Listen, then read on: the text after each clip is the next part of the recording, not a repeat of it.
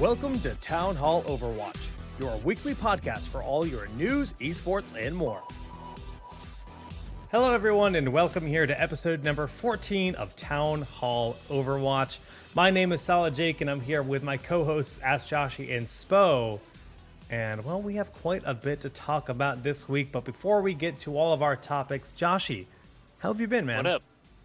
I'm good. Got some good news for my family issues that have been going on the last month. My dad actually just had a double lung transplant completed, which is kind of insane to think about the science behind all that. Basically, the lungs he had for 60 years are now medical waste somewhere, and he's just, lying there breathing with whoever unlucky guy happened to drop them. So it's kind of an interesting, ordeal, but he's recovering. It's going to take several weeks still, obviously, to have him in ICU and recover with another guy's lungs inside him. But pretty cool development. Means that actually helps my schedule out a lot because I won't have to be helping my parents and visiting the hospital quite as often. But yeah, pretty cool stuff there. And then in Overwatch, just ranking up. Nothing exciting there. Well, super glad to hear that the operation went well, and best of luck. Yeah, it's to cool. Your father, man. It's good to hear that. That's all. You have something to look forward to, right? His progression at this point. So. Yep, he's got his BlizzCon ticket. I picture the lungs coming out of like an Overwatch loot box or something. Yeah, so for so long it was just kidneys and livers, and it's just garbage. You don't need to no. Finally get the legendary lungs unveiled. Yeah. Awesome. Spo, how about you, man? How was your tournament experience this week? It's pretty fun. Short but fun. Looking forward to this weekend with Ghost of Gamers and some others, and certainly next week too when the next round of qualifiers goes on. But having a lot of fun playing the game, especially in competitive too, since I'm not YOLO queuing as much. Yeah, that's good, man. Definitely gonna have a lot more fun playing with a group in those rather than the YOLO queue scenario. Well, guys, this week we're going to be talking a lot about the new hero that teased. Well, not a lot, just a little bit, just kind of saying, hey, maybe this is around the corner. Going through the patch notes, very, very small patch notes, but mainly we're talking about the esports side of things. The Atlantic qualifiers have started in Europe and North America. Actually, they're going on right now in North America, so we very well might be watching them during the show and commenting on some of the things that are happening as we progress. But let's just kind of open up the gates with Sombra's teaser that we saw them tweet out. This is kind of cool. Sure, Blizzard placed a lot of things within the game itself, kind of hinting at a new hero that utilized potentially that everybody had started digging and they're saying it's like a sniper healer. What does that even mean? But now we kind of have that confirmation with this graphic that was tweeted out by Overwatch just yesterday, I believe. It is a cool graphic, I'll say that. I don't know what it means. It's kind of interesting that the fact that Mercy calls out that it should not be used for anything but healing, which of course suggests to me that it will be corrupted and used for damage as well, but we'll find out. I don't know. I have no idea. I'm pumped as a support player. Be nice to have some more support classes to play, especially ones that allow you to go on the offense a little bit too. It's kind of nice hybrid class. Do you think that you're going to be able to get headshots to heal for extra? I don't know. It depends on how they use it. Whether you're actually sniping your own teammates in the butt with that thing, or whether you're actually use it to shoot enemies. I don't know. Yeah, I mean, it could be that just she has support grenades and stuff that you throw, and it's AoE healing. Oh. Maybe. It's got to be modal, being able to flip between, Mercy's staff, for example, has modes, but she also has a pistol. I don't think anyone would be armed with just a healing sniper rifle, or they would be screwed. They would have no way to kill anyone. So, very curious to see if the gun transforms. It looks pretty complicated. I don't know what it could do other than potentially provide a shield at range too. Zarya can pop a bubble on someone from kind of a medium range. No one can really do that at a long range right now. So that's maybe something that'll be a little easier to hit with a sniper rifle, right? Because you don't normally want to be leaning on your support with the 6 sniping skills. You want them on Widowmaker, you want them on Hanzo to carry you. So it's got to be something a bit easier, I think, than hitting headshots from range. But we'll see. I mean, honestly, still no idea. I'm glad that they're teasing anything though, just to keep us interested. Yeah, maybe they'll have a tranquilizer on it or something, so you can counter Winston ult Yeah, Wow. slow down. Oh, Trank Shot, Hunters, Yeah. Molten Core. I remember that shit. Yep. You had to do a quest. You had to get like a special item or finish a quest to be able to Yeah. Trank Shot Quest bosses. chain. Yeah, I don't Actually, you remember need where the that book. item dropped, right? Yeah, you had to get the book scroll automatic with to that, get Trank. Now it's base. You just get it default as a Of course, hunter. of course. I'm sure everyone can calm down every boss. Don't worry. WoW is for kiddies now. Right. That's true, man. I think I like what you're saying though about it having multiple implications. I mean, it shows potential loading at the bottom and then that other device on the top portion. So maybe there is some kind of grenade lob that heals, or who knows. Definitely really interesting though, just the way that they're showing it. Is that actually Mercy's weapon on the bottom left side of the graphic? Staff? Yep. I think so. Okay. So it's like it's got the same powers of that to an So extent. it uses biotic technology. Right. That's apparently what we're gleaning from this. So the biotic field canister that Soldier drops and Mercy's staff are both powered to kind of the same fuel, which is this biotic energy. So whatever this gun is with healing potential is going to be using biotic energy as well, I guess.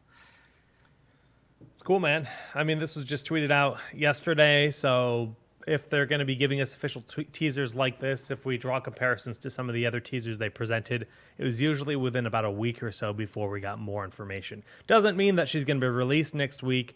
A PTR patch did go through yesterday, a super minuscule one, and that just leads me to believe that, maybe they were prepping something to put another PTR out. And I would imagine that if this character did come out soon, it would be on the PTR first before actual launch. Yeah. I'm excited. That. Did you see the Comic-Con announcement that I believe Overwatch GG was the first to tweet it? But No. basically, oh yeah, so Comic-Con July 21st. Does that sound right? No. What was it? Let me verify this because I retweeted it, so I should be able to find it. Basically, it's a panel that's like a deep dive into Overwatch's newest hero. Oh, wow. Here it is, July 21st. Wow, Comic-Con is that soon? I think that's why I was confused. That's in there for a 2 second. weeks. Thursday, July 21st. Wow. The title is Behind the Scenes of Overwatch's Newest Hero. That's it. So it's got Blizzard developers James Waugh, Director of Story and Creative Development, Michael Chu, Senior Designer Overwatch, and Arnold Sang, Assistant Art Director Overwatch, present a behind-the-scenes look into the creative process of developing the art, design, and story for Overwatch's newest hero. Q&A session moderated by Kim Fan. Very cool. So this is definitely interesting because they're going to major events like Comic-Con. Comic-Con often has panels surrounded around comic book series or shows or movies, you name it. And I don't think Blizzard has ever done something quite like this where they're saying, hey, look, we're going into this culture, this nerd culture, and we're showing off one of our new heroes. Because it's marketing, right? This is brilliant marketing to do this kind of stuff because they have a really brilliant design team there. And if they're going to throw their assistant art director and their senior designer of the game into this, especially with the story and development, James Wow, is it James Wow or James Wu? I'm terrible with names, man. We're gonna say James W.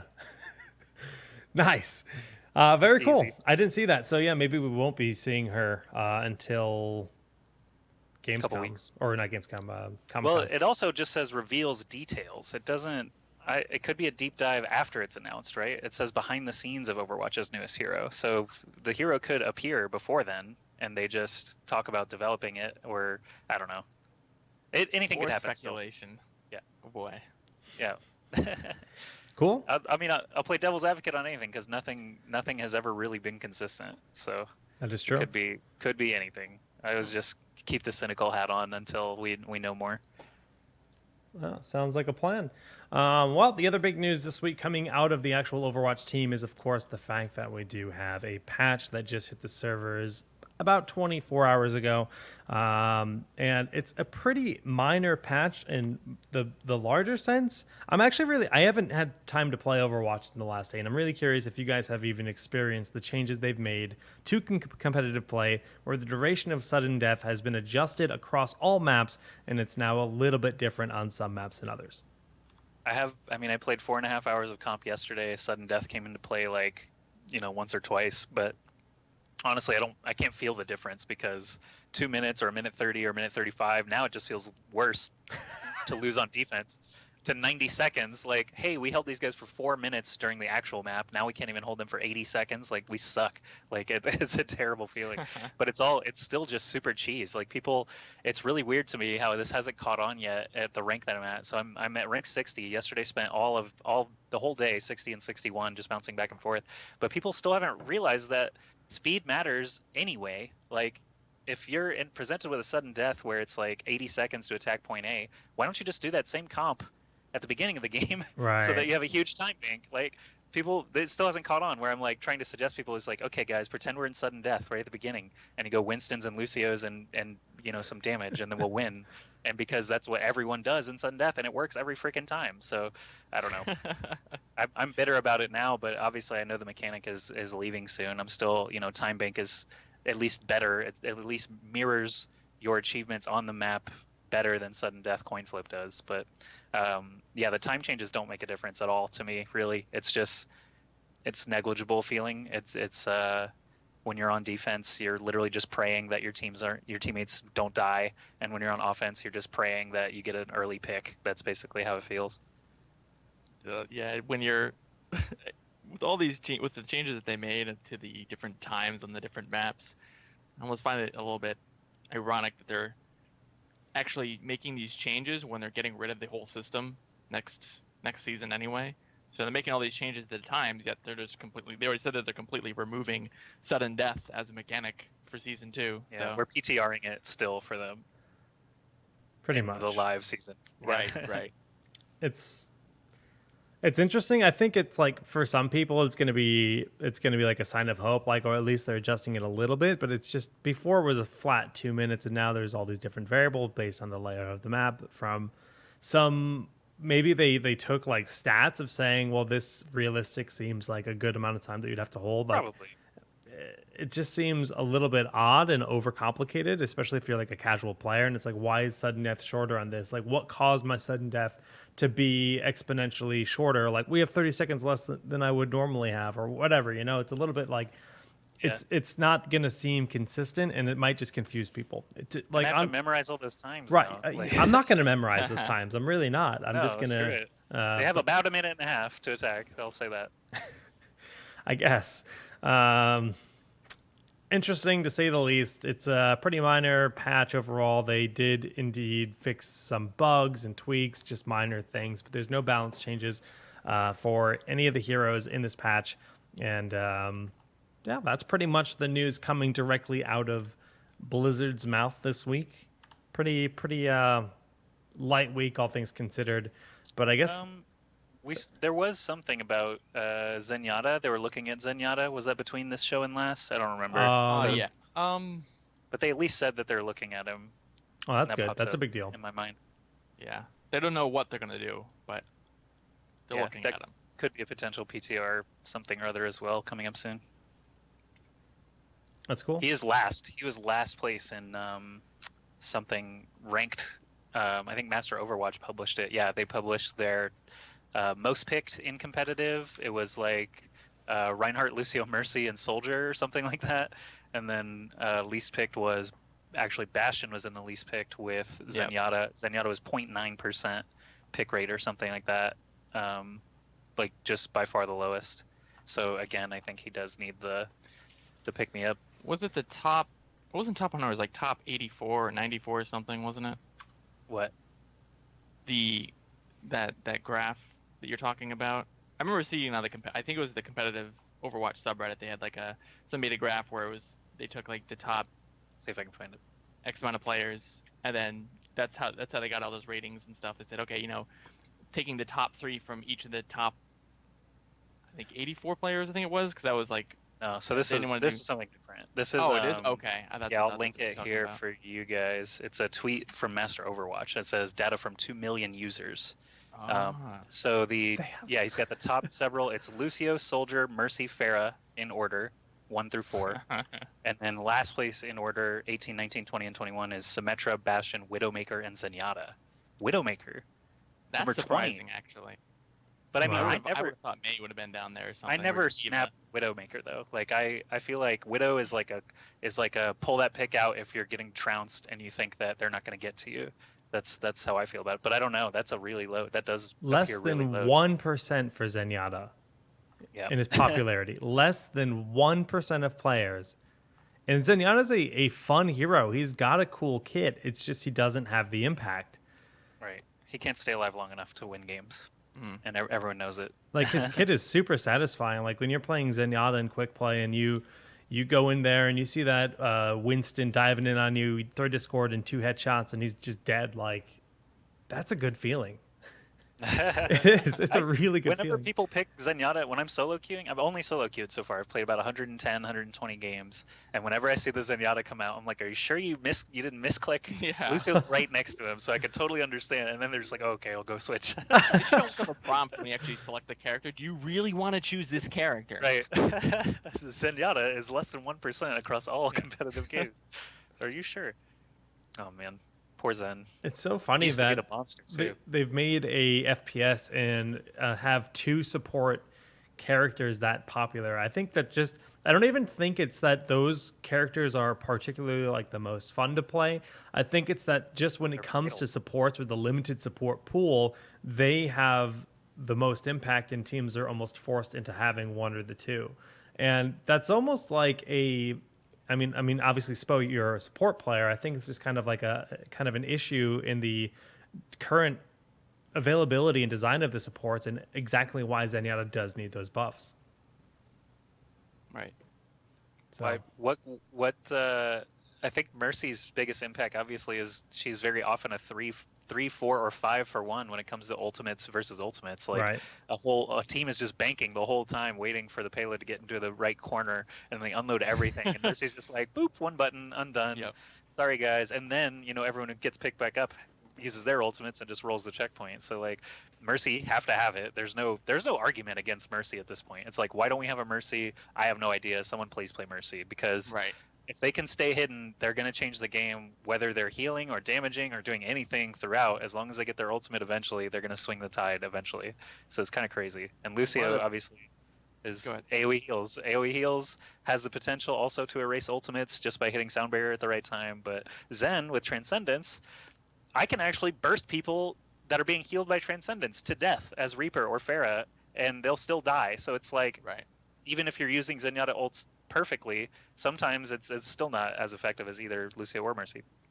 Yeah. The other thing too is that healing aside, is that the mobility of the classes, and this isn't just exclusive to support classes, but classes across the board, a big factor that makes a lot of these classes as impactful as they are is not just the utility, but their mobility, their ability to actually get to places. I mean, think if Widow didn't have grapple. How many people do you think would actually play that class? No one. Someone jumps on you, you're dead instantly, right? Who would play that class? That's a situation that Zenyatta's in now, and you have 50 less HP on top of that. So, not having any kind of escape whatsoever, you're completely reliant on your positioning and your teammates being able to support you to be able to survive a lot of the time. And it makes it very difficult because, like you said, Mercy, not only does she have good healing, a really great ultimate, very impactful ultimate, but also she can also get away from people. Genji or Winston, someone tries to get down her, she can dash away to another character. She can dash all the way up to Pharah if she wants, right? Or she can. It doesn't matter where. You have other teammates. You have other escapes. Something that you don't have to rely on your teammates for. Something that you can do. Lucio's the same way. You got your knockback, your boop, right? You can knock people off, away from you. You can skate up walls, right? You have your speed Sprints, boost, yep. which really made that, which is a big part of making them something like the McCree meta. McCree doesn't have very much mobility, so you have someone like a Lucio who can get him into where he needs to be, because other than his role, he's walking, right? He's not really doing much. So, Okay, mobility is definitely an issue for Zenyatta. I'm not sure how that would fix that, but I guess one of the other comparisons that I've realized is Zenyatta's ultimate is a channeled ult. Like you were talking about the impact that Mercy has, she just has to res. And yes, she has to cast it. She does have a cast time. Lucio has a cast time, but they both have an impact afterwards. As long as Lucio, he's still battling, he's still healing, he's still speed boosting, whatever when that sound barrier is active. But Zenyatta can't even cast a Discord orb on someone while he's using Transcendence. He's literally just I take my hands off the keyboard half the time. Like I'm not even joking. Like I'll just get on the point and I'll just dance for the stream. I'm just like, this is what Zenyatta does when he ults. You just kind of like, you're like, hey, this is the space that I'm trying to create a safe zone. But if I feel like, if you could pop that Transcendence and still have an offensive application with, like, say, applying a Discord orb to that Winston that dives on top of your team or whatever, I think that could create some other really nice opportunities for the hero. I'll agree. Yeah. I would say that also one of the big problems is that the kit is the kit is nice, but it's not very, some of the abilities they don't really gel well together, I guess. For example, Zenyatta is supposed to be someone who sits a little bit further back. He's like artillery. He's like ranged artillery, right? Yeah. He's a glass cannon, yet his Transcendence forces him to be in the middle of things. So it's like, okay, well, that doesn't really make much sense. I mean, it's a nice ultimate, but it's like, okay, well, how can we make this ultimate better? Like, for example, if they let's say they doubled the radius of it, right? Because it's not really that big of a radius when you think about it. You really have to be right with your team, right at the front lines and stuff. That's not where Zenyatta wants to be. So maybe make it bigger so that he doesn't have to be as close to the front lines, but he still has to be in line of sight or in range or somewhat in range of his team to be able to do that. But he can still be impactful, like Lucio ult. Lucio doesn't have to be right next to his teammates to cast Sound Barrier, right? It's pretty much as long as you're in line of sight, you can cast it. And it's pretty there. big radius. Should they give Zen the Soraka ultimate from League of Legends? It's just global. No matter where your teammates are, they just catch full health. I mean, it's That would not be interesting. that crazy, in my opinion. If Zen's all the way in the back or just at spawn and they're like, hit it, and they're all the way up in the front line, that would definitely be some utility, and that's definitely the artillery style where he could be wherever the hell he wants to be.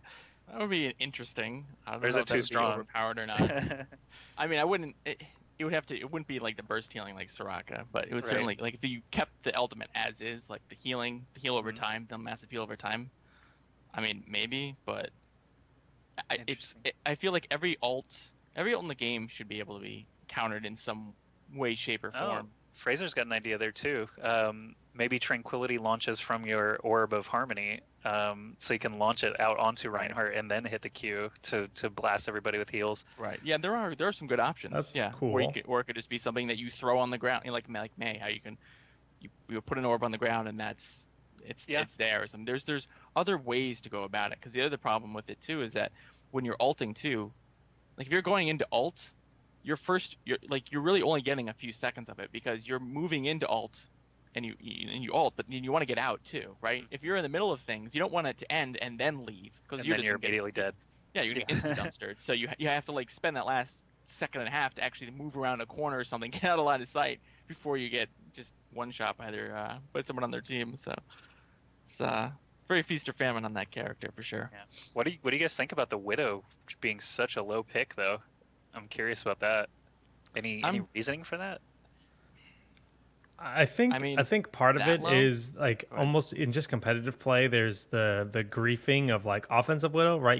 Suddenly Widow's only played on defense because your team's going to grief if you pick her on offense, and like there's just, seriously they will. Like we all know. Yeah, that happens. So Widow's it's like a shame pick. It's Hanzo is like not even in. He's like in the averages somewhere though. Hanzo is like more offensive. Yeah, to that's me. true. Hanzo. Yeah, I don't want to see Hanzo in any of my games, offense or defense, against 4, whatever. No Hanzos. I'm only playing Hanzo if I'm ever playing with you. Still the most aggravating character, in my opinion. Yeah, a lot of the competitive players have some very opinionated answers on whether or not Hanzo should be still in the game or not. But I mean, wall hacks on demand, scatter arrow, don't have to aim, tree trunk logs, headshot hitbox is insane. Yeah, he's just offensive in every way. But he's generally easy to kill. I'll give him that. He's pretty easy to kill compared to a Widow even, who can grapple away. People getting a little bit tilted by Roadhog too. How his insta-kill hitbox on his combo. hook is his hitbox on it's like the size of a bus. It's pretty hard to miss. You cannot miss that hook, dude. I was watching Dyrus, I think, doing his placement matches. He's like, if I miss, I suck. Like, there's no explanation. It's just I should not be missing Roadhog hooks ever. Right. And Yeah, I don't know. I mean, any other thoughts as to like why there's so few widows? Because obviously in the competitive scene we see widow plenty since the nerf. Sometimes people just overreact to seeing a nerf. You know, they nerfed her a few weeks ago, but she's not that bad. She still has a huge impact. She's hard to kill with the grapple. She can get away, and she has great coverage. The only thing I can think of is maybe she's just difficult, and people aren't. She's not. She just doesn't have a big spread, right? This is 2 million people we're pulling from this data, and the average player probably isn't confident to actually play Widowmaker. I could see that. I could see, yeah, that's a possibility. I also think that some of the other characters in the game are also just more. You can just be more effective on them overall. Soldier, like, why not Soldier just being in the top 4 as the top Yeah. as the top DPS makes exactly? sense. Why not just pick Soldier?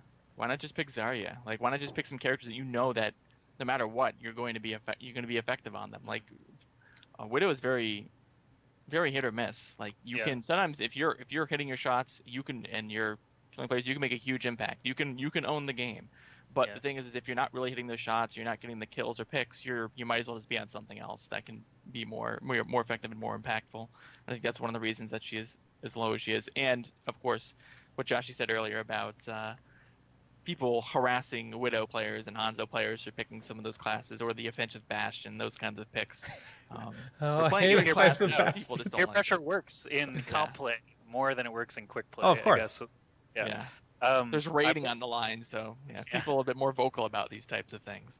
I'll also say I have lots of video evidence now of anytime a Widow, if I'm playing solo queue and I see a Widow killing myself or teammates, I will instantly switch to Winston because I don't trust anyone else to do it. I don't trust anyone else to do it. I literally just say, tell me where the Widow is, or I sit and wait for a couple seconds until I hear the shot go off, and I hunt her until she switches. And I think I have like a 95% success rate of Widow hunting with Winston in competitive still. See, I have it like forces this. over. I have this awful problem where I'm like, I just need to out Widow them. So I'll swap to Widow no matter the scenario. And I'm like, I'm going to beat him in the Widow. And then I'll get sniped. And then I'll just get like unrealistically angry that I'm losing the Widow battle. And then we'll just lose the game every time. When there's Widow on the enemy team, and I say, I'm going to switch to Winston next time I die, don't worry about it. And someone else dies and they switch to Widow. I'm like, no, don't do that. I've got it. Keep doing what you're doing. Don't worry about it.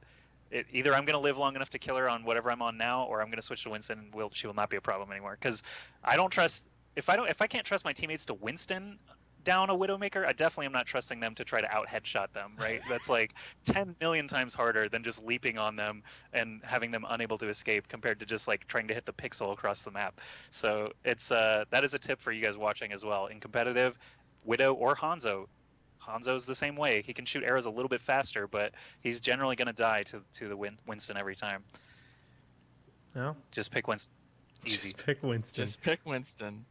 And there's a reason. Like, hey, we're watching competitive all the time now. Winston's used all the time by pro players in every single match. So get the picture. He's pretty easy and pretty effective. Yeah. How many Winstons do we have right now? Even more effective when you have more than one. JKW is playing it for Gale Force right now. Yep. on Gibraltar. Oh, you're pulling it up on the stream. just for a sec. I'm not gonna restream their stream, but I'll look at the compositions once in a while here while we're doing the show. This is the Atlantic North America qualifier, Northern Gaming Red, and Gale Force Esports are currently playing on twitch.tv/ESL_Overwatch. Yeah, it's been some great matches happening throughout the day today. But Winston, one thing I like about the last few matches I've been watching is like we're actually seeing decent, spread, right? Yes, we were just talking about what we've seen in competitive in general, but we're seeing some fair usage of Widowmaker. We're seeing some good usage of McCree in these matches in some scenarios. Both of them are present in the game right now. Even though it's not single hero limit, we're not seeing too much overlap except for King of the Hill maps, which are still very Tracer, Lucio, Winston dominated. Yeah. Maybe Reaper once in a while, it's... You got to try to counter the double Winston, double yeah. Lucio, double Tracer. Yeah, so Zarya actually pops up pretty frequently as well now in those King of the Hills for good reason. She kind of just zaps down. She can ignore Tracers a little bit longer, basically. The Koth is definitely the most offensive when it comes to zero element, but some of the other maps, and even stalling on some maps, like just endless diva spam, for example, Oh divas and gosh. tracers and stuff is pretty cancerous. It's just not fun to watch the desperation, No. like six divas. It's just like this is just The swarm. Flight of the Junebug swarm. Bumblebees. Yeah, exactly. It's not fun to watch. It's not fun to play, and it's not fun to play against either. So it's, why even have it at this point? And Thanks. I rarely Thanks, see it. Liz. I rarely see it actually flip a point, like the trickle, the desperation tracer trickle. But we actually we cast a match King of the Watch last week where SG1 versus Melty went to an overtime, and SG1 actually managed to flip the point during like a 6-minute overtime. Managed to flip the point and get all the way up to 100%, and it was pretty insane. Just on tracers, basically, like all tracers, hitting pulse bombs just right to kill the healer, then kill the tank, and they eventually fought it back. It was pretty sweet. That was cool to watch once.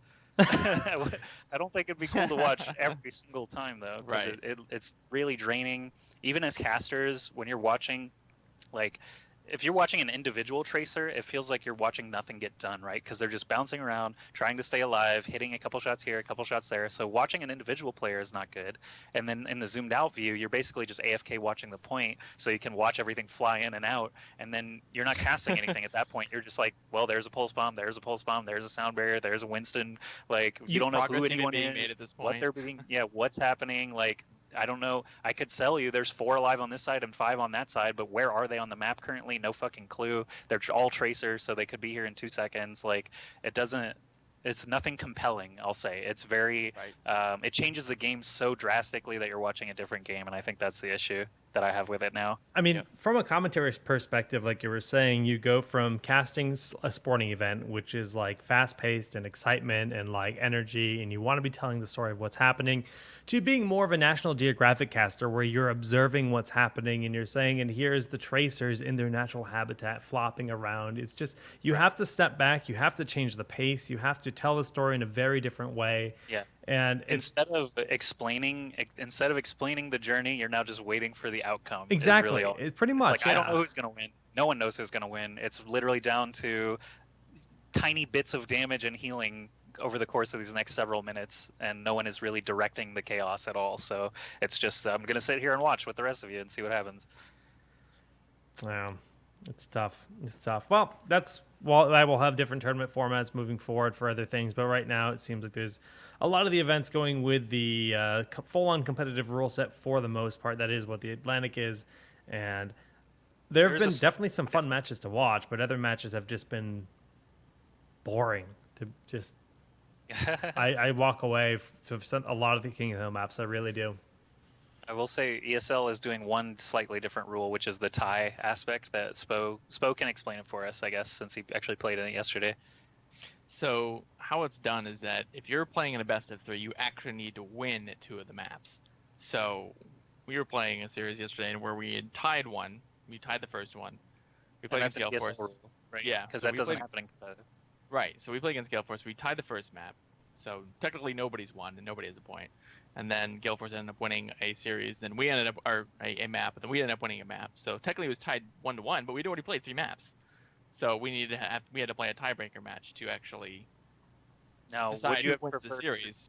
The tiebreaker map to be a 4th map in a BO3, or would you have preferred actual just sudden death the way that it's built into the game? Well, they had the BO3. I wouldn't want the sudden death how it's built in the game. I think that's... So the way that the rule set had worded it is a tie awards both teams 1 point, but that's not true. That's not how it played out. It's like, so the way that it played out for you was, even though each team got a point and then you guys won the next game, in theory in a best of 3, that should be the end of the series. That should be 2-1. I think they prefer 4 maps over 2, because that would be the other scenario, right? If they both got a win for a draw, then the second map in a BO3 would determine who would win the whole thing, and that feels a little worse, I think, for everyone involved. Yeah. But if you're playing stopwatch, that's not even an issue at that point. You're just... Weird. Yeah. So having the draws and ties, it makes it very, very confusing for people too, just to watch in general. And I know that Blizzard likes to keep things rather simple. They don't want to have overcomplicated systems, yet this system is more complicated than the one that we had been using all in closed beta. The stopwatch. Stopwatch it's pretty easy to understand, and it will be even easier to understand if they had a UI for it in the game, which we've talked about before. But it's which is very confusing. They like half made the UI. Like the UI exists basically now For because stopwatch, it totally exists. essentially, The, yeah, the it's there functionality now. totally exists internally. I guarantee you, they have a Well, they've switch that already they got can it. flip to enable Like stopwatch. like Kings Row is the best example in my opinion. As soon as you take a distance meter appears, tells you Right. 0 meters. As soon as it slides out, you Yeah. can see the meters start to build. So we know that the distance meter is in the game. We know that they have this little grid box thing for distance pushed. If we even wanted to use that, we didn't even use that in beta, and they added it anyway. Right? We only use time to checkpoints. Checkpoints and time are the only thing that mattered, not distance. And they've already built in the distance meter just to give us even more options that they won't use because they're only using it for this crazy ass sudden death system. But we know that time is being tracked and distance is being tracked. There's no reason you can't do stopwatch either way, either distance or time. So Maybe this is the beginnings. maybe The only hope. maybe they are still tweaking things that we already said we didn't like. So maybe eventually they'll give up and listen to the pro players. In Twitch chat, they're saying you should rename this show TownHall Stopwatch Wanting, because I think we've talked about stopwatch in every single episode of this podcast. Because you're right. I mean, That's good. Yeah. it's so apparent to me that stopwatch exists, but they're terrified of even putting it in custom games because they're afraid that every single tournament that isn't officially affiliated with them is going to adopt that into their rule sets. Right. And they just Hasn't want that to. happened anyway? I mean, every not all of them adopted this new rule set, though, for the most part, right? Well, I mean, I'll tell you, as someone who's planning to run an event, running stopwatch is it's a pain in the butt to have to do that extra production. It's not intuitive for the viewers to understand what's happening because there's all this, like, the game doesn't actually end on its own. They don't get all of that added, like, pretty stuff built into the client, right? Having all the client side stuff makes it infinitely more appealing to just logistically to someone trying to run an event and for the spectator experience, because it just makes sense, right? But as soon as you start have to doing that kind of stuff on the outside, it's like, well, maybe we won't do this because there are other options, and those other options just are infinitely inferior, unfortunately, as we found out. Another consideration is just the time. Like we've mentioned it a couple times, just the time it takes to run these events now and the number of people involved. So just doing a stopwatch BO3 where it's like everyone's committed for an hour basically to play this match. There's 12 people.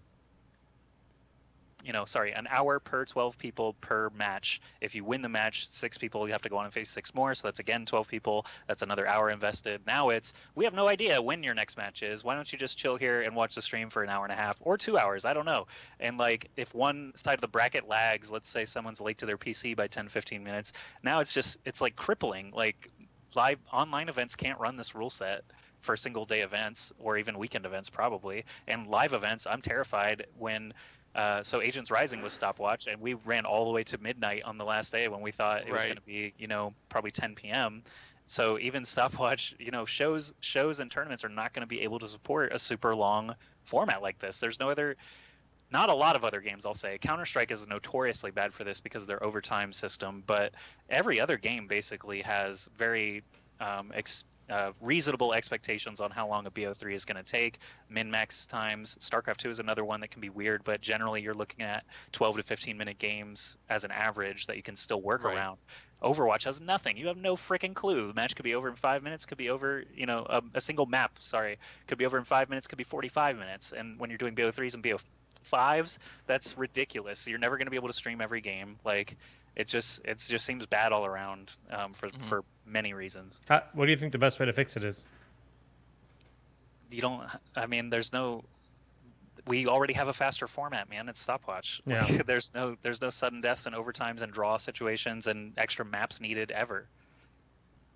If pro teams are playing against each other, pro teams wanting to be the best, wanting to make the money for being better than the other teams, and they run into someone and get steamrolled, they know that they did not deserve that money and did not deserve to, move on in the map. It's the same game. It's still fair across all players. You're allowed to pick the same heroes as they are. There's no bans and vetoes and anything like that. So honestly, it's like these 6 players are better than these 6 players. I see no reason why a game can't be 2 minutes long rather than 25, 30 minutes long. That's the only, why? There's no point. You're arbitrarily inflating the match length for whatever purpose that it seems to not be hitting any of the goals that they're looking for. watchability is the one that I guess is like the forefront, and that's, as Spo said, more complex and confusing now for players, casters, and viewers. Yeah, yeah, for sure. I don't know.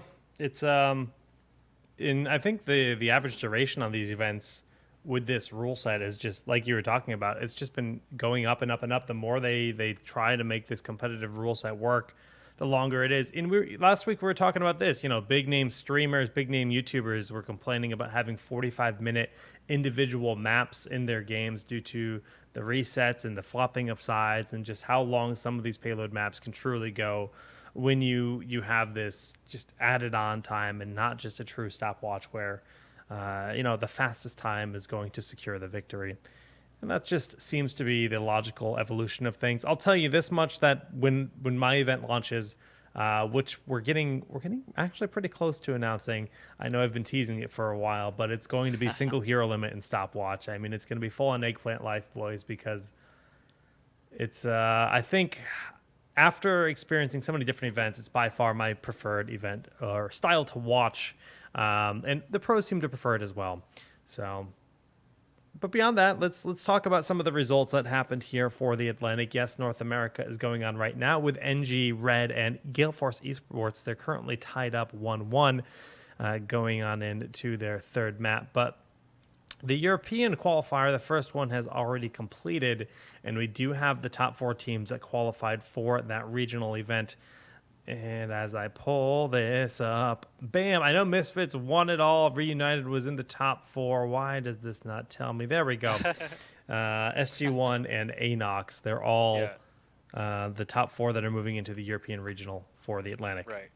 So those 4 teams, they didn't play each other. They just, the bracket ended with them at the end. So Misfits didn't win any more than SG1 or Anox or Reunited, and they all just qualified for basically another qualifier.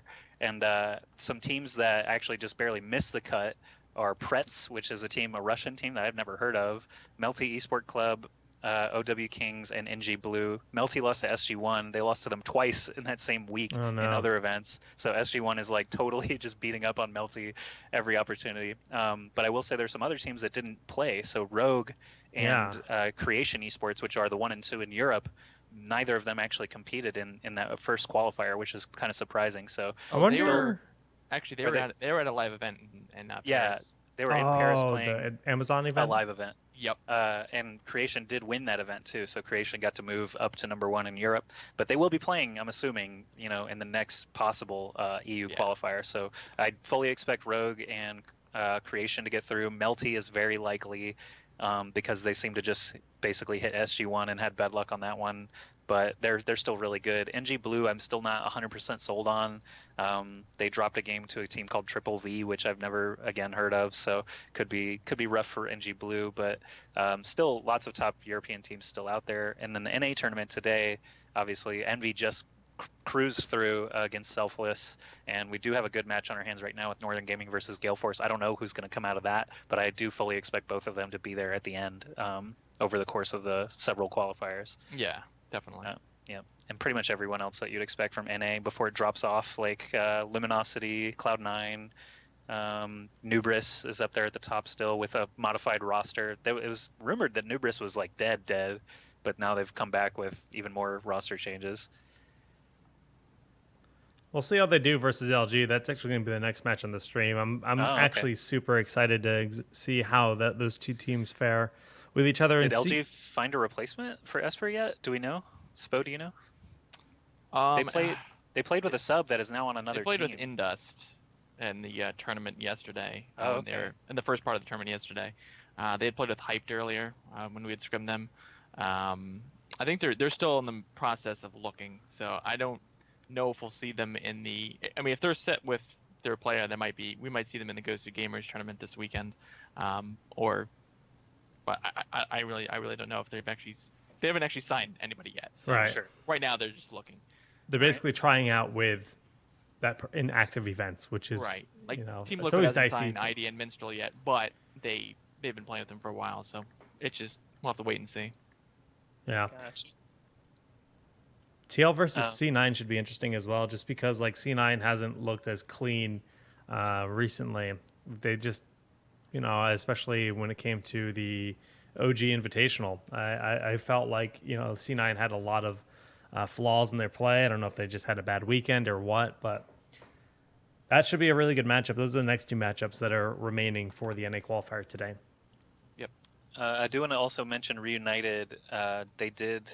We just said that they qualified, right? They played a new person over Too Easy. So Too Easy, we talked about being benched that's right. last week. But this is kind of an interesting story.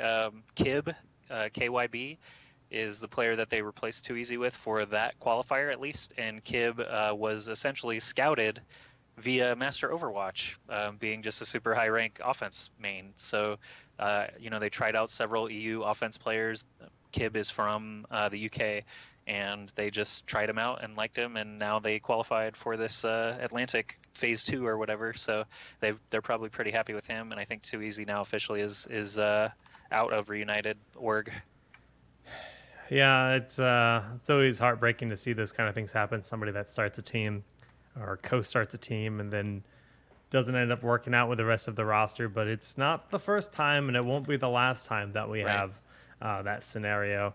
Too Easy. The last thing he tweeted was, I don't think he tweeted that he's joined anyone yet. Well, yeah, leaving Reunited was just posted. Well, yesterday, that's pinned. Yeah. Well, if he wants to continue continue his esports career, I'm sure there are many teams that would like to have him. So Yeah. I'm sure we'll see him if he wants to continue. I'm sure we'll see him on another good team. And I'm also wondering if he has keeping equity in Reunited or not, because I'm assuming that's how they do it, since it's a player-owned org. Out. Oh, really? There's nothing on his profile anymore mentioning it. Officially out of Reunited. Like it says maybe they bought him out or something. I don't blame them for kicking me because of this reason, but I do think that after so many years playing together, I deserved an official warning before they decided to let me go. So, yeah, I think he is not in the org. He says mostly that his attitude was too vocal, too toxic, potentially toxic. Yeah. So basically just attitude and behavior more so than skill, and that's a wake up call for most pro players. Like a lot of pros are just going to do whatever they want, but this is a team game, so this is something that Too Easy, I'm sure, will be a wake up call. And it looks like he's playing with Crew, who's on. Who's Crew with now? Actually, I don't even know. He was Melty for so long. I want to say he's on Misfits now. Okay. Yes. He's on Misfits. Yes. So Too Easy, I guess, playing ranked with Crew is a good sign for him. I guess he's at least staying, relevant. But we'll see. We'll see where he ends up. Yeah. I think he'll be good. No, it's definitely interesting to see, with all those changes happening, with players like Too Easy and Esper getting knocked off their teams or whatever, leaving their teams, whichever it happens to be, and still getting the top results, being into this top 8 this weekend. Reunited obviously did secure their spot. I don't know if they dropped a single map. I don't think so. Who is this? Reunited? Oh. I see 3-0, 2-0, 2-0, so probably not, yeah. Yeah, I don't think they dropped the map, which is good. That's a good sign for them, especially when you go through. And even just changing one person, I mean, they can shift the dynamic quite a bit. It's not quite as volatile as Heroes, I think, because it is 6v6, and I don't know.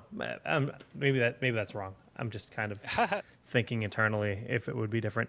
But you were mentioning like LG or NG Blue, they did drop a game to Triple V. That's not a good sign. Losing a game that early. It actually looks a little bit more even on the side of Europe because there are a few more 2-1s. Even Pretz lost a game to Fortress. Who's on Fortress? Fortress was Shadowburn, really good. Okay. Quake Fortress, I think, is the full name for them because it's a bunch of Eastern European and Russian Quake stars. And that's actually something I want to call out for Anox, which is a team I have never seen compete before, and they qualified over OW Kings. Did Slasher actively play in the tournament? For who? Fortress. He's listed as one of the... Oh, did he? Maybe.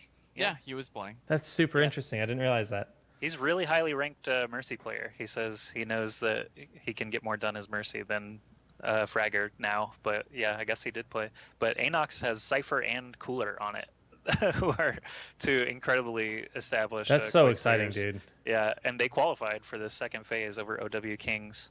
So I had not seen Anox win anything yet. So that's really cool to have them kind of surface finally. Like weird Slasher at least is like waiting for the Quake players to finally show up and wake up. Like Carnage had like some cool highlights at Agents Rising, but he just hasn't been able to stick with a team. Like he got signed by Flipside Tactics as like Overwatch ambassador, but doesn't have a team built around him yet or anything. But like the other Quake guys, Rafa and ID and everybody have just been kind of just bouncing around. Yeah. ID has a little bit of success just through being on certain rosters at certain times, but still hasn't been like the mind-blowing, carry that we'd expect from the Quake duelers. And still here, the Quake team, they didn't get top 4 at Agents Rising, which was a very, much smaller event basically than any of these online cups. But yeah, Quake guys need to step it up. TF2 and I guess mixed bag PC FPS kind of ruling the day here. Still lots of like Battlefield and Dirty Bomb and random stuff. Players doing quite well still. Cool. I didn't actually realize some of these guys like Cypher were playing. I missed that somehow. That's so fun. There's just so much history in the past with those guys. If you don't know Cypher and Cooler, just look at a lot of the older Quake stuff. It dates back, I don't know, 10 plus years at this point. It's gotta, right? Yeah, Quake's been around like 20 years. Yeah, it's funny because like Quake was an esport that I never followed like when it was happening. I just kind of one of those things where you go through the archives and you find the montages and you find those. There's a lot of really cool stuff that exists on the internet, and I encourage you guys to check that out. It's really fun having all these guys coming from various games and such. Cool. Well, that's pretty much what happened with Europe. Obviously, we have our 4 teams. NA still underway. Who do you guys expect? Like, if we had to vote for someone in this matchup, Gale Force versus NG Red, that's happening right now. Obviously, we're in game number 3, but they seem pretty darn evenly paired.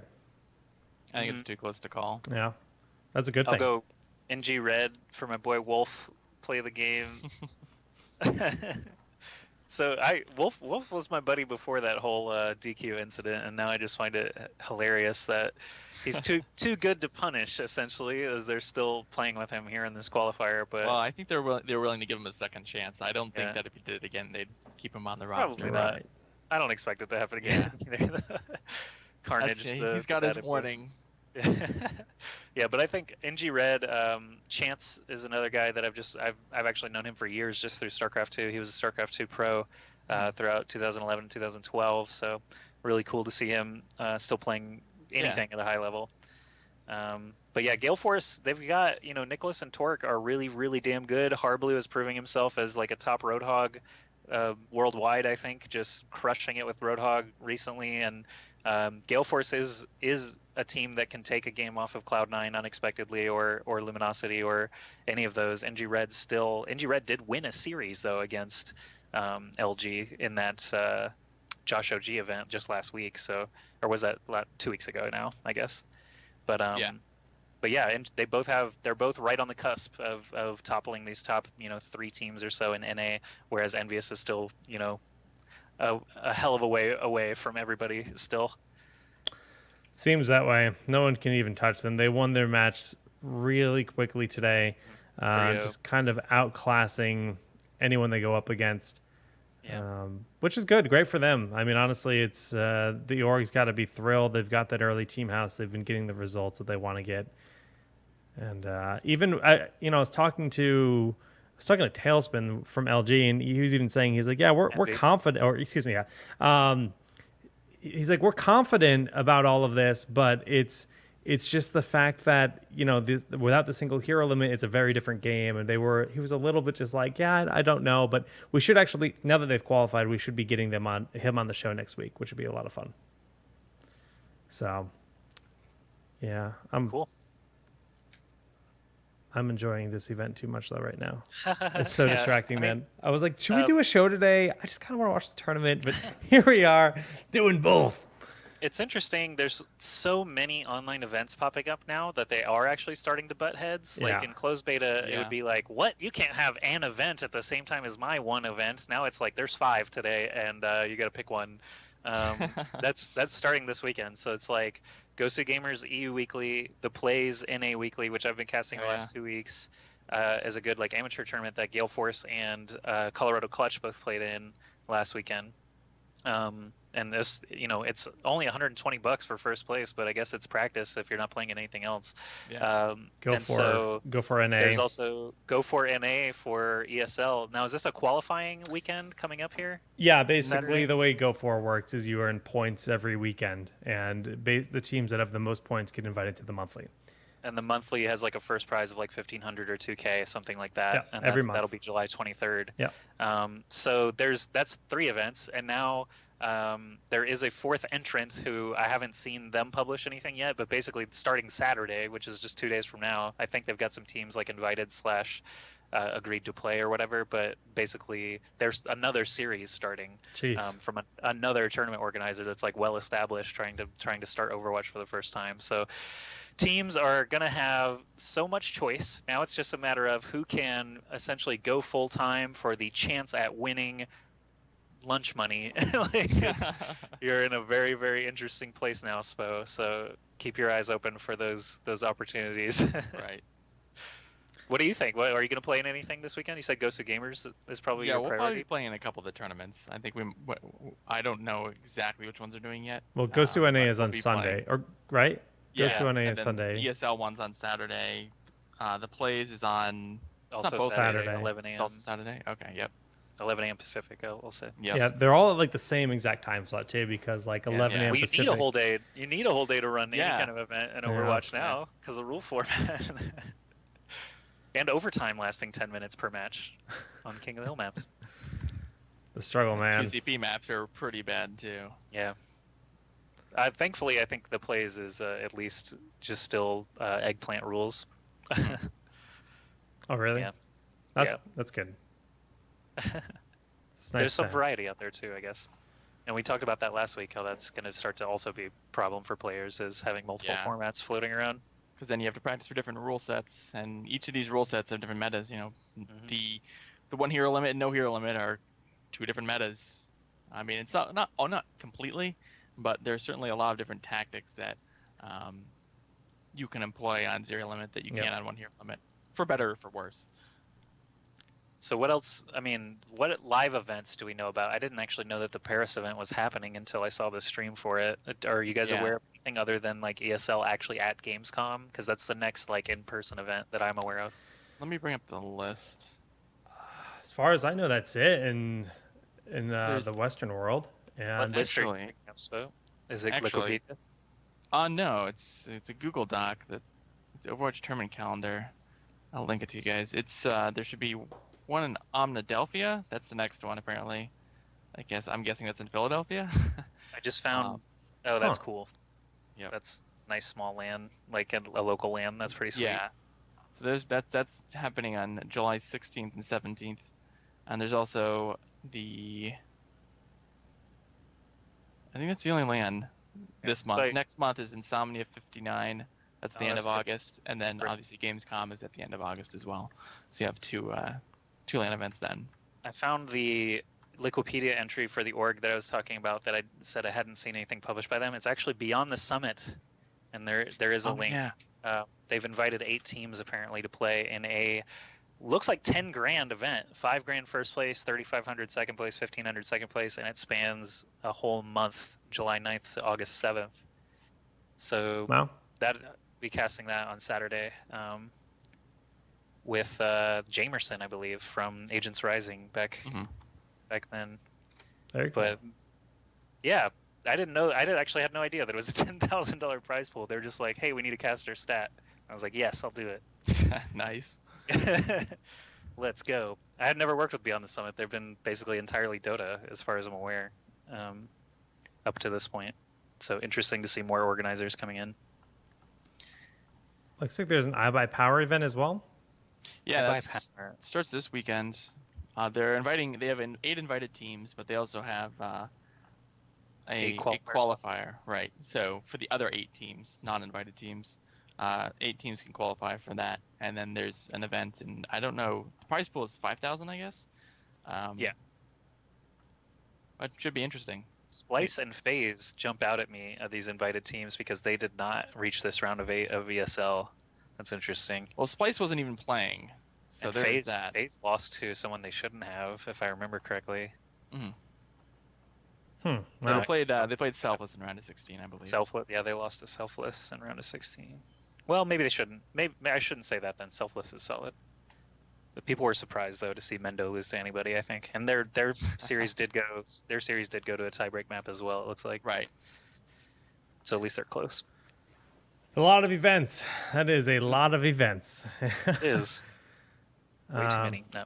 Just enough. No, it's good, man. It's obviously things will slow down eventually. Everybody's trying to get their piece of the pie, and then everyone will figure out either their niche or their time slot or whatever, and things will stabilize. But the great thing that'll happen is that it'll separate into a pro scene and an amateur scene, and then we'll have a little bit more, I guess, structure in that regard, and then opportunity through that. So it'll be cool. I had no idea that. I wonder. I mean, it's a Sivo is actually doing the iBet Power event, so that makes sense. I think is this Sivo's first Overwatch? Yep. Nothing comes to mind. Yeah. Okay. I'm looking at their website and it looks like they're involved in Fragadelphia, all kinds of things. Oh. Still no World Championships system or series Yeah. though. It's getting kind of late in the day. No BlizzCon yet. I almost appreciate the fact that Blizzard's being kind of hands off and letting everyone just kind of go and do their thing and fight, because then Blizzard can examine what everybody's able to do. And then, Josh, you don't like it? I mean, we did this before with StarCraft, and it was a fucking mess trying to tie it all back together. That's true. I wonder if they're actually just kind of experimenting with the rule sets here. I'm just waiting. I'm almost certain that it's paperwork. That it's finishing up paperwork, and literally the biggest thing that's going to affect all of you is region lock. How the fuck are they going to region lock it? Yeah. Specifically, because now you've got FaZe with 3 Europeans and 3 North Americans. You've got Envy, bunch of Europeans living in North America. Like, all this stuff in every other Blizz title has pretty clear delineations and like visa statuses that you need. And maybe the first year, maybe that is the issue. Maybe they are still working on it and they're like, we don't want to shove anything forward that's going to completely screw over Envious or FaZe or whoever just yet. Like, that might be something that maybe this first year doesn't have a World Championship system. They let it shake out, and then they announce hopefully regional rules for 2017 with enough time for players to actually comply with it. Because let me tell you, I helped some StarCraft pros with their visa process. Jaedong took 6 months, so he missed the entire first season of WCS after having his visa basically in hand because they didn't line up by like a week or something like that.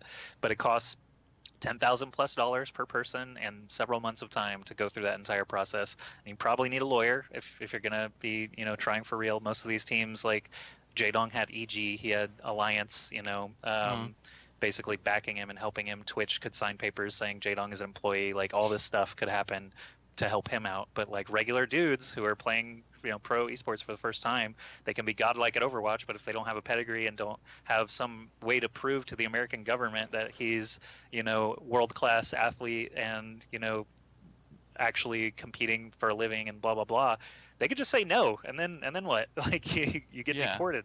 Like, famous StarCraft 2 story, to Muslim in 2011 overstayed his visa by like 2 days and tried to fly to MLG Orlando. His plan was fly to MLG Orlando, compete, and then fly back to renew his visa in Great Britain. Well, on the flight to Orlando, they actually held him and said, no, you're being deported. So he didn't actually play the event at all. You've had other stuff like we've had just doing IPL, where you've got basically you're paying a little bit for someone to come volunteer essentially, but you're just kind of covering food costs and whatever. And he got held. We had a volunteer Korean translator get held up at the Canadian border because they said work or pleasure, and he was an idiot and said work when he should have just said I'm enjoying a video game tournament this weekend or something like that, and it would have been no problem. But he got held. He was not allowed to enter the country just because he said he was working for $50 a day or whatever the fuck. So it's constantly an issue, and it will continue to be an issue with so many bodies, and like not only players but like coaches, analysts, managers, all this stuff now that you've got to account for as our ecosystem is so much bigger now. But we're gonna have problems, and I think Blizzard knows that, so they're taking their time, or they're or they're already finished and just ready to sign papers, and who knows what's holding it up. But either case is equally likely, in my opinion. Hopefully, we get a championship this season, like this year. I would love to That see would a be world nice. championship. I agree But with that. if it doesn't happen, I'll be pretty disappointed. Then is Gamescom just like the world championship for this year? And it's like basically you had a month to play the game and try to qualify for it. It's not a ton of time, but at least we have something. And there's no Asia represented. There's no, any Yeah. regions other than NA and EU. So not a real world championship in total anyway. I hope we get something. The plus side of things is they have actually been featuring the Atlantic Showdown qualifier in the BattleNet launcher. I think that's a big step. We haven't had that until this event. So there's like sign of Blizzard Esports pushing Overwatch a little bit, but like you said, they haven't announced their own thing quite yet. But still, that is a big step for this game. I think this is the first event that really merits the kind of attention. They're not linking the actual stream, which is because it's like in a studio without live players. I think they don't want to hype the stream up. They're linking the signups for the qualifier. So they're saying, hey, come play in this event, and they're hoping that if you're going to that landing page, you're checking out the event, then you're searching to find the stream time or the stream links and so on and so forth. Which it's something. It's a start. I'd almost prefer that during the event being live, they would change that bumper to be like a stream link, but it's a start. Yeah. Come watch qualifiers. That's what we're talking about. Yeah, I mean, they have to sign up for the qualifiers rather than Okay. watch the qualifiers in the BattleNet launcher. There's 20K people watching now. I would love if Twitch could just honestly just have a drop down to show who's hosting the channel for viewers. Like it would just solve so much, right? Because anytime someone's accused of like view botting, but they actually are just getting Right. hosted for thousands of viewers, like why not show that information? It's already, if I go to all the individual channels, I can see who's hosting it already. So I'm just curious. Like I want to know, is Seagull hosting this? Is Moon tossing a host over across for 5,000? Like these are kind of important numbers for tournament organizers as well and sponsors to know this stuff. Like we can secure a host is actually a big marketing aspect of these events. That's something that like Onog had to piggyback off of Josh OG, and the host didn't quite they actually ended the stream before tossing the host, so we got like a tenth of the people Oh no. for Onog, and they trickled back in, but it was like a difference of 40K versus 26K or something like that for the same quality of games, quality of event. So that stuff matters, and I think Twitch should add that. We are in the general ramblings part right now. Yeah. Oh yeah, we're rambling, man. Yeah. This is pretty much the Jake, Spo, and Joshy watch ESL Overwatch. Yeah. And they have 20K viewers. They have 20K viewers, and I want to know how much of that well, is 3 of them are launcher. us. Yeah. How much of that is the launcher? How much of that is a host? How much of that is organic? How much of that is Twitter? Like I'll also specify that I am a marketing major. I've got a degree in marketing, so I'm curious about these things maybe more than other people. But I want to know all the stats all the time, just like in game. How much of that is offensive Bastion? Yeah, that 100% right now. Mangachu, lighten it up. Don't make me cast this game. Do it, Joshy. No, they've got paid individuals for that. Let's go, Wolf. Play the game. Play the game. He's got it there. Look at that. Look Death at that Blossom, play. It's time, right? That's it. Let's play the game, right? Probably. Easy. Victory during the Death Blossom. 100%. You can't attribute that win to anyone but Wolf's Death Blossom during the victory. So their stopwatch time was pretty good there, guys. Minute 29 left on the clock at the end there. I don't know what you're talking about. They got 3. That's the only thing I see. They got a 3. Shay it. Right? Ugh. Yeah, and it's 2-2. They're gonna tie again. Or like, it's gonna happen. It probably is, which is like awful, right? We're on Kings Row, like you said. Right now, the score is 2-2 here in this event, and if they tie again, it just nothing. They just play again. It's just this match is going to continue going on. This match has been going on since the show, since before we started this podcast. So this match is already an hour plus in. Yeah, and NV ended like right at the beginning of the cast, and then they kicked off. So they're yeah, currently on the third map, but if they tie this, they go to Ilios for the tiebreaker, best of 3. They don't do a coin flip. Okay. CSL rules. They They just go to said Ilios. we know coin flip is on its way out, so we're just not going to do the coin flip at all, and we'll make you play an entirely new map, which is King of the Hill can't be tied. So at least that makes sense. But Yeah. Ilios, man. We're going to Game 6 in this best of 5 series between Northern Gaming and Gale Force. Pretty Did I hear much. that right? Oh, that's right. It's not a best of 3. Yeah. Oh my god. It's already Game 5. We're already Dude, in this is game Game 5, yeah. And it's Pretty even. very likely going to game 6. No, it's game. No, this is no, because they've only done. How many maps have they 2 at done? the top. Yeah, but the thing is, like, if you tie the map, there's a point on each team. Oh, they so do. I They think do they've that. actually played only 2 maps. They played but Gibraltar. this is the thing. Is like They tied Gibraltar. normally you would assume, hey, it's map 5, but Alright. because of the scoring. God, it's so system, confusing. technically not. Yeah, Terrific. more confusing. Yeah. Yeah, like honestly, rather than each team getting a point, they're better off just saying it's like Better off 0-0. doing Then no one gets a stopwatch. point, right? Well, stopwatch is the I obviously feel like I'm correct beating answer. a dead horse at this point. We are, dude, but it's Town like Hall a dead stopwatch. the Town Hall Someone said that in stopwatch. Twitch chat. We're beating a stopped watch. That's it. Wait. Somebody make us a Town Hall stopwatch logo and I'll slap it on the screen. Or like a stopwatch petition. Can we get like stopwatch propaganda at this point? Like, I mean, eggplant was the previous Yeah. propaganda. So, okay, here's a question then. So, we're beating a stopped watch. We obviously all want it. But what about hero limit in that case? Let's say Blizzard finally is like, okay, we realize how dumb we've been. You guys can have stopwatch. Do you want 0 hero limit or no hero limit with stopwatch? I It's want. gonna be So- one. You still prefer 1 hero limit in that I do. case, even with the fixed rules? I would even go for like a 1 hero limit, but you're allowed to choose 2 of 1 character. So you can't run double Winston, double Lucio, but you could run double Lucio and then the rest of yours could be just 1 pick. So you have like a, there's one hero you can pick 2 of. I see. I would be okay with that too. But it's a lot of the Diva spam, the Tracer spam. Obviously on the Koth maps, there's a lot of doubling up on heroes. Even on other maps, you still get it. You'll still see the double 76 and So stuff right like that, now but- we've got 2 Pharahs attacking into 2 Reapers, which is kind of crazy. Weird. It's kind of interesting. I haven't seen that before. There's only 1 tank on either side because of this. There's a couple ways to go around it, but I just feel like the 0 hero limit is going to be way too hard to balance. And I think that especially on a lot of the first point map, like a lot of the hybrid maps where you have like King's Row, Numbani, right, maps like that, where you can essentially just come out with a cheese comp and just steamroll a point like, hey, we're just going to run like we played against a one shot and they ran like a triple Zarya, double Reaper, and a Lucio. Gross. And I've seen double Winston Diva. I've seen double Winston Roadhog. I've seen like a lot of really interesting comps, and they tend to work on those because they're so close. They're so close to the spawns right there, right? But you can't play around that as a team. True. You can't just expect that. It's not like in StarCraft 2 you could scout cheese, right? Yeah, people can cheese you in StarCraft 2. They can, the proxy pylons and stuff like that. Yeah, you can search for that and you can find it and you can you scout it, right? There's counterplay to it. There's no counterplay to them to, a team just running something really dumb like that.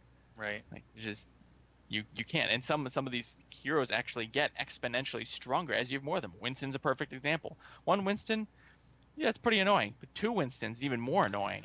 Alternating And it's- bubbles and alternating jumps. bubbles. Yeah. You have you essentially double the damage. You have double cleave, Splash right? damage, yeah, and splash damage specifically because 1 Oh, yeah. Winston torching 3 people does triple damage. 2 Winstons torching 3 people is essentially 6 times the damage of 1 Winston, which is kind of crazy, especially for like any kind of CC or Shatter, Graviton Surge, all that stuff, and the fact that healers can be zapped down so quickly.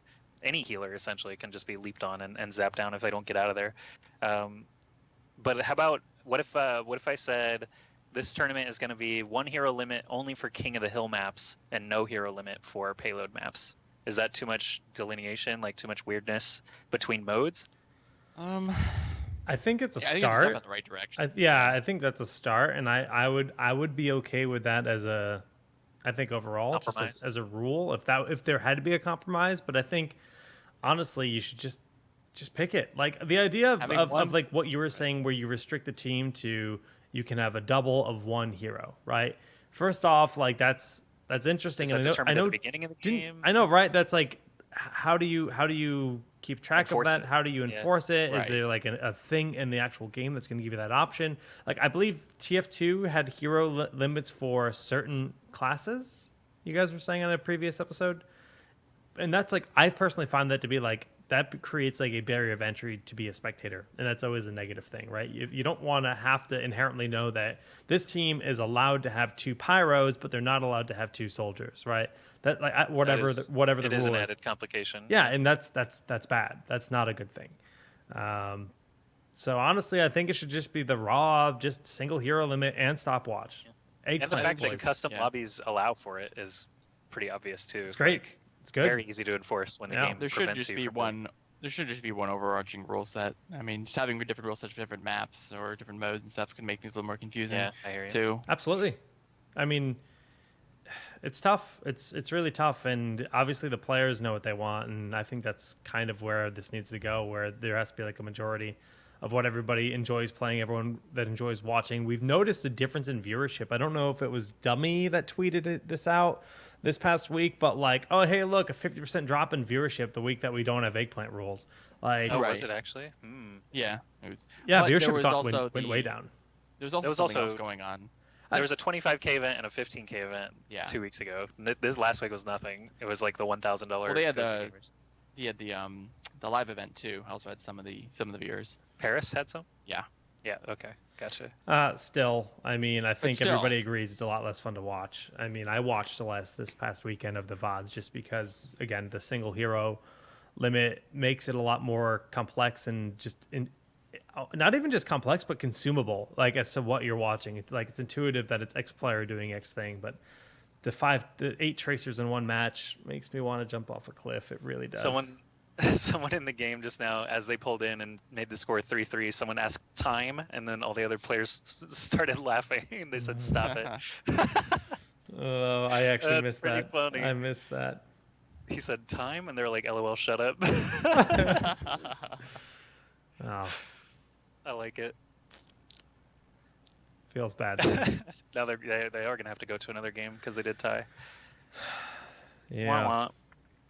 And mind you, this is all ending today. They're casting from Germany. It is 11:20 Oh, that's true. p.m. in Germany. So they're going to this is be only in the this second studio. This is only the second series of 4 today. Yeah. Right. They're going to be in this studio till at least like 2, 3 a.m. For their time. And you know that's not what they want, right? Like, cranky old D-man. I don't know. I shouldn't say that. I would get cranky. They started at 9 p.m. their time. They knew what they were in for. That's true. That's true too. Wow, that is. And I pretty think Face It and like One Amongst Many, who's casting from Britain, they all will tell you the same thing. They're like, we don't care. We'll wake up for it. we'll do it. We'll make it work. I'm sure they're fine. It's a struggle, more the though. live events. It's really the live events that go that late that fuck everyone up, Yeah. I think. and that happens way too much still. Go ahead, Swift. I was gonna say, Ned, you mentioned the time that like these tournaments start at 3 p.m. Eastern, and they're on. It's Wednesday and Thursday too. So for anybody with any job or even School school or anything. sometime too, it can be. You might not make these tournaments. For those who are willing to, for those who actually want to participate in them. But now that you mentioned that the casters, since they are casting from Germany, that's that 6-hour difference, I think, right? 9. Yeah. There's 6 hours. Yeah, Well, 9 from West Coast. Sorry, you're right. Right. 9 from West Coast, 6 from East Coast. Yeah, that's a big difference. I mean, if you were starting at like 6 p.m. or something, you'd already be starting at midnight casting these matches, and obviously they don't want to be up till like 5, 6 in the morning. Yeah, so well, I say no sympathy for the casters because I'm in Makes North America. sense. I cast this thing if they wanted me to. That's not Right. whatever. Props to They them, signed though. up for this, yeah. That's a challenge. But I've cast all day games that I did not want to be casting all day, and so if you give me Overwatch, I'll be much happier with that. right. That's true. Fair enough. Yeah, I don't know. Any other things you guys want to ramble about this week? Anything that comes to mind? Thinking of just like my solo queue play. I'm gonna give some solo queue tips. Uh-oh. Okay, so solo queue tips for competitive play. This is a rank 60 player, solo queue only, Esports? about 110, 120 games. Please just don't play Reinhardt on King of the Hill maps. Your shield in solo queue is not going to protect shit. Just stop it. Just play Winston or Roadhog or Zarya for King of the Hill maps. one. It's gonna be much better. Hook combo on most of the King Hill maps is ridiculous. You get to pull people into holes half the time. It's really awesome. Just try it. Reinhardt specializes in a 2,000 HP shield that literally moves back and forth, right? You want the enemies on one side of you, teammates on the other side of you. That linearity does not exist in King of the Hill. Literally, as soon as you run out the gates, people are going to start forking away from each other. Flankers are going to go one side, tanks and healers are going to go the other. You're going to try and get those picks. Reinhardt might protect for a little bit. He might not. He's going to get flanked like all the time. There's no one direction you can look while you're in control of the point that Reinhardt's shield would be more effective than someone dealing damage or a directional shield like Winston's bubble or Zarya's bubble. That's how I feel about it. Stop playing Reinhardt and King of the Hill, at least in solo queue. If you've got a team with you, obviously it's a little bit of a different story. You can be a little more coordinated, but in general, I would say that's kind of a thing that just repeatedly keeps popping up. And whenever players do switch, we typically have a much better time. Like, that's another thing, is how to approach asking someone to switch. Don't say, hey, fucking idiot, stop playing Hanzo, because they're going to immediately take that as a challenge. They're going to say, the best Hanzo you've ever seen, fuck off scrub, don't tell me how to play. Even if they suck ass, it doesn't matter. You're just gonna calmly tell them, hey guys, I'm not sure we have the damage right now, or we need just a little bit more burst damage to get those tanks down. They're running 3 tanks. I just don't know. Hanzo's great, but not. I think in this situation, maybe a Reaper or Pharaoh would be way better just for the splash that they give us. And sometimes, as long as you can tack on the reasoning and not say, hey, Right. you specifically, guy, you suck. You say, our comp needs blank. Someone, at least, maybe it's not even Hanzo, maybe it's another person on the team, but he's like, you know what? I'm not doing great on Soldier. I will play Roadhog, and I will help the team out. At least something happened, right? And you've at least given your team a slightly higher chance of winning. So positivity, working with the mind of improving your chances of winning rather than decreasing your chances of losing, I think, is kind of the mindset you need. What else is there? I want to say healers, Zenyatta. There's a reason he's 0.9%. I'm sure you're great at Zenyatta. I'm sure you can kill all the bad guys, but literally on the King of the Hill maps, he's not doing nearly as much as Lucio can. If you Lucio and you just wall ride the whole time, you're doing more than Zenyatta can do already. So it's like, it's just not. Damn, I'm tilted by that. Well, but I'm serious. You I understand. know. I Reload like maps- playing Zenyatta, Joshi. I'm like, okay, maybe he'll stay alive. If he can't stay alive, I'll ask, hey, Zenyatta, are you okay? Do you need more people to peel for you? Should we just switch? Second question, right? Not the first question. First question is, how can we protect you better? Are you doing all right? Second is, should we maybe switch? Or I'll play Lucio and see how we go with 2 healers or something like that. But and then that reminds me of the last kind of advice I'll just end with here. Let's say you're playing solo queue competitive. This happens in quick play most of the time, but in competitive play it can still happen where you have no healer on the team. If you're the one playing the tank in that situation and you're asking kindly to the 5 other people to please heal, just stop, because they're not going to do it. A solo healer is going to be more effective than a solo tank every time, in my opinion. If you find yourself as a tank with no healer, just switch to the healer, because it's going to be a better boost overall to everyone than just a Roadhog or a Zarya or a Reinhardt, in my opinion. So that's like quick and easy solo queue tips for communication and composition. I don't know. Maybe I need to make a YouTube series out of these or something. But it seems like as I'm playing, it's like these repeated themes. Just every other game, something like that happens. Spo, do you have any advice for solo queuers? Find teammates. Find a group. Don't solo queue. Don't solo queue. Unless, yeah. If you're one with the salt, then solo queue. Yeah. Otherwise, it can be very, very brutal. It can go very well, or it can go very, very wrong. I think that the best, at least find one other person to queue with. I think that's probably the best thing. Find another person to queue with. It's way more fun to. Great. Well, yeah, that's probably your best bet, but that's not solo queue advice, Bo. Well, I mean, the advice is the best way to win is to not play, or the only way to win is to not play. Here's my advice, and it's kind of in line with Spo's advice to find someone to play. Is what I do at the start of every game is I try to engage in actual voice communication. I go, hey guys, what's up? Who has comms? And I try to get people on the microphone, because as soon as you're inviting and as soon as you're welcoming to your teammates with the voice comms, people will be a little bit more willing to. And you might only get one or two other people that are willing to talk with you, but having that communication, even if you're the only one speaking, calling out locations, you're helping your team know and like level up their game. And they might not even understand that that's why they're doing better in their game, but you're going to see better results. And just to draw the comparison, I've probably played 16 games total or something. I played my placements where I used voice comm in every single game, and I did that. I came in, I talked, I went 8-2. And then I streamed another time where I didn't have my mic plugged into the right computer and I couldn't do voice comms because I have such a weird audio setup. And I was like, whatever, let's just do it. And I went like 2-6. Like it was an actual drastic difference. And I think 90% of it was actually just communication. So 2 tips with that actually for solo queue. The first is if you solo queue for ranked, voice is off by default. So if you come in and you start hitting the button and you're not hearing anybody, make sure you hit P so you can actually click your headset.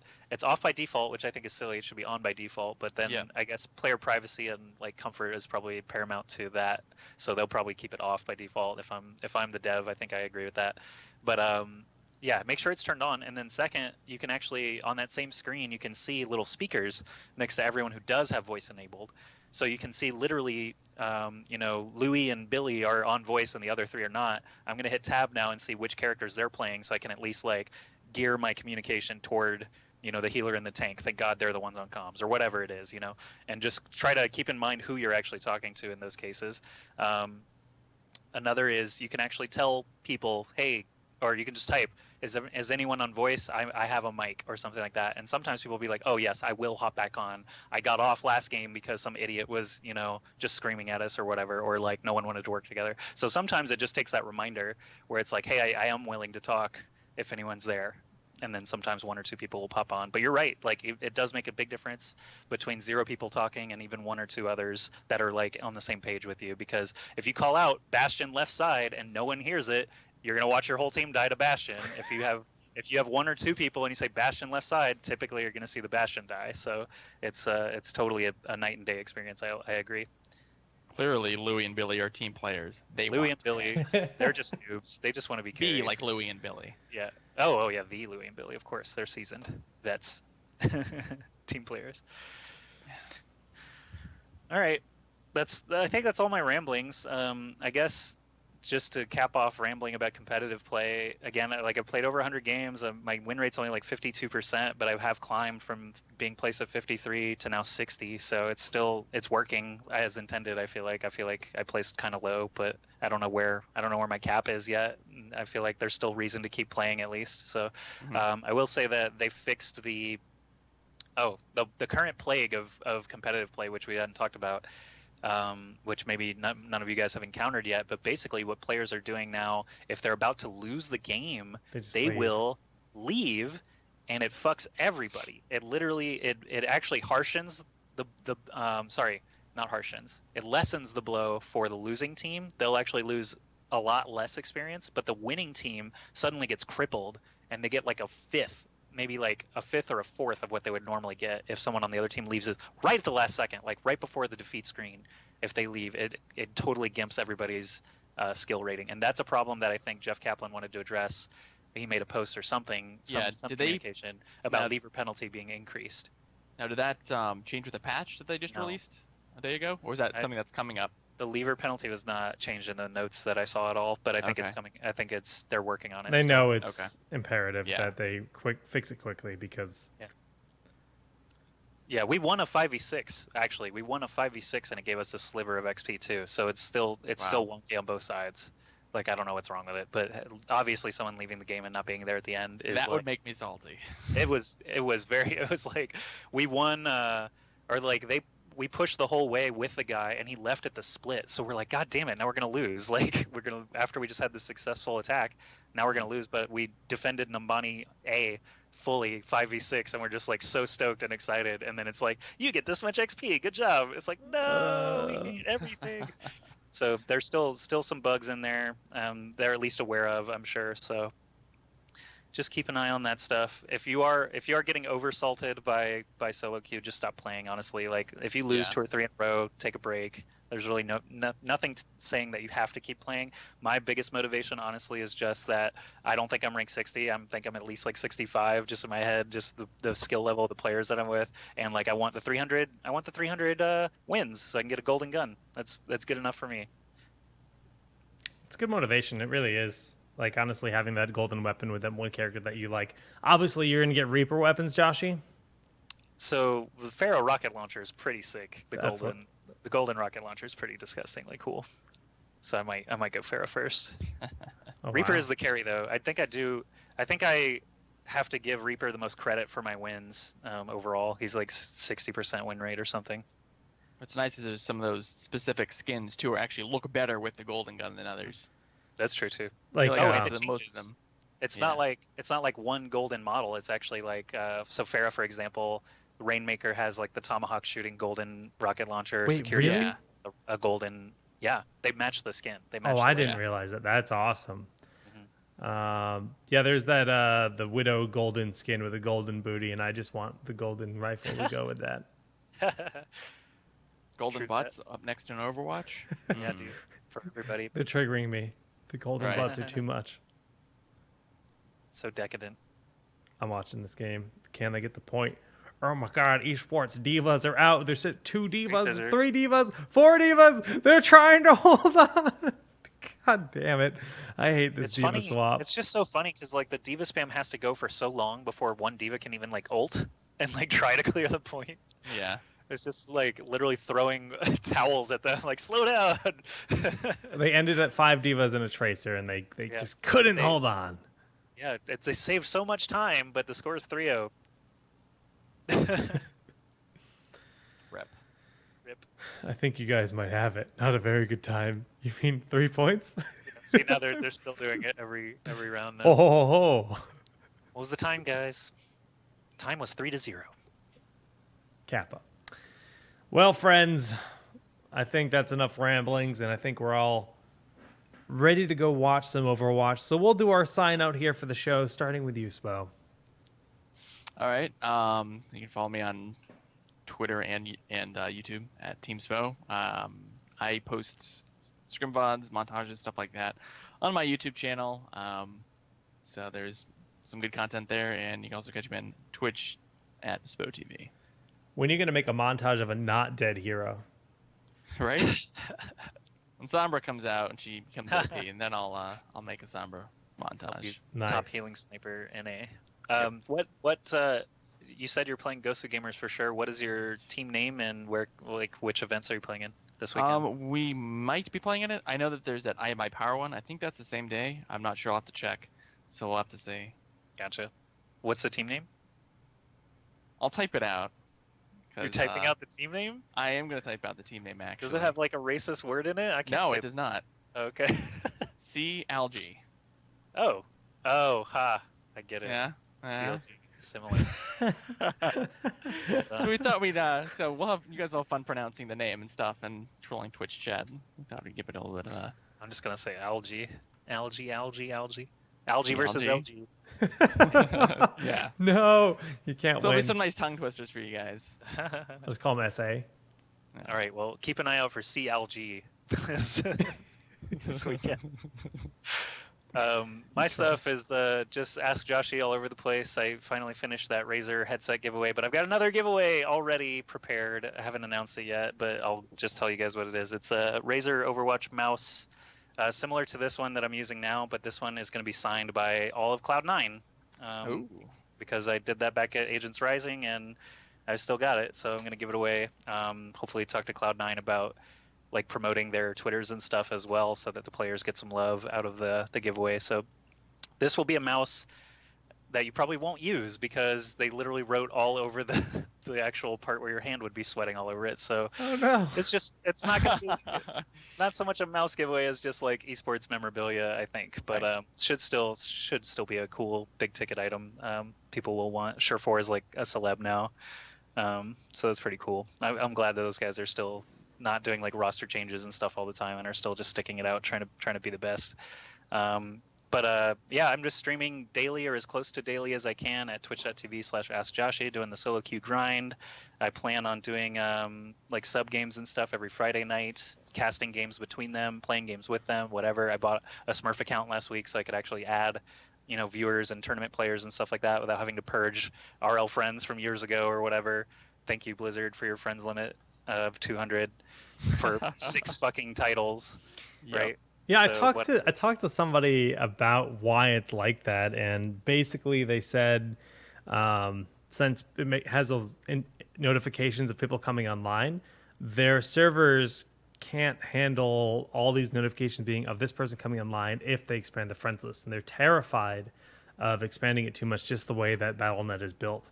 I don't know. That's what he said. He's no longer with Blizzard, the guy that told me this, but that was this case like 3 years ago when I was complaining about it when it was a 100 friends list limit. It's a struggle, Right. man. Yeah. So quickly, it instantly filled from 100 to 200. But yeah, that's it for me. Just check out Twitch and YouTube /AskJoshy whenever you feel like watching some Overwatch content. Awesome. Well, for me, pretty standard Solid Geek GG on pretty much all social networking. The VOD will be up pretty darn quickly. If you're listening to the MP3, you know where to find it. We are now on Google Play, have been for a few weeks, on Stitcher and iTunes. And of course, we have a Twitter account, TownHall Overwatch, TownHall OW, excuse me. I am going to be looking to do some giveaways here for the show. TownHall Heroes is doing a bunch of giveaways for Heroes of the Storm Stim Pack bundles. If you go to that Twitter, you can find info on how to enter for the giveaway. And we'll be looking for some other cool stuff. This weekend, they'll be casting Overwatch on Saturday by the sound of it. And I'm casting the Heroes qualifier for the North America regional event on Sunday. So lots of cool stuff coming out. And Zenoman is saying, yes, Jake has a lawn cam when he streams. Once in a while, you get to look at the outside while I play video games inside. And I have cats that will sometimes visit. And sometimes we go to space. It's a weird show when I do stream. It's a lot less frequent than it used to be as I'm more focused on trying to create tournaments and make them a reality. Getting close to that, but unfortunately nothing to announce on that front.